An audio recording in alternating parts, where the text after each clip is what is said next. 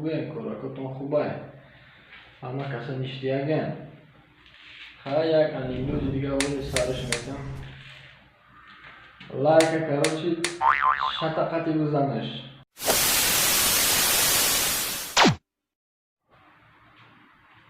سلام علیک یا بار دیگه بچه ها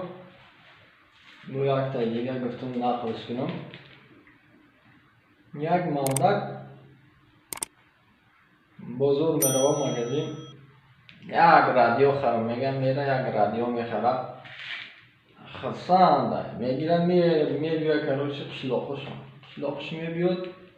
خیلی میگشته هم رادیوش در گردنش کشور گوش کده کیف کده میگشته با یک روز همین رادیوش ایکار میمونه بعد این مردکم زیق میشه و میگه چی در روی رادیوی من ایکار مون با یک روز همه خانهش دارم یک اتیور که میگیره میگه خوبی ها میره میگه یک کشون یک چی میفهمم موقع دارنش کشون دار بینم با اتیور که میگیرم میکشوه وقتی که میکشوه درنی همی رادیو نگاه میکنه که یک پشه مردگیه وای میگه هی میگه من بو میگه زیخ شده گشتی میگه اینا باراندش و راه میگه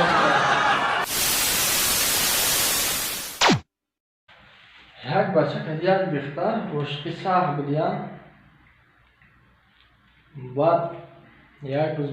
میبرویم هر دشون پراگولکا کده رفته سنگ جوده که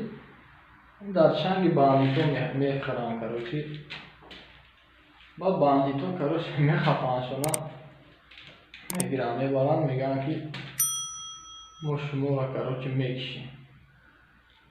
بعدی بچه قطعی دختر گیره و نولا میگیرنده یکشون ما را نکشه کروچی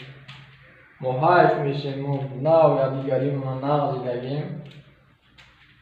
خیلی میگه چیکار کنیم اگه نه بیو میگه یکون شرط میمونم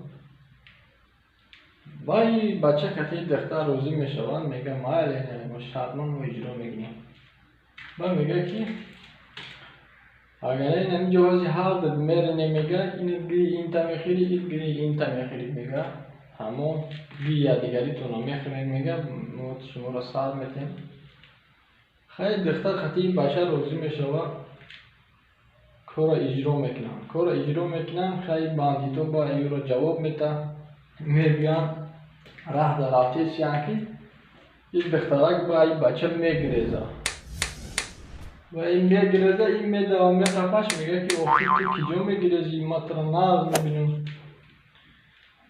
کجا گرفته رفته سی تو ایما با این دختر میگه که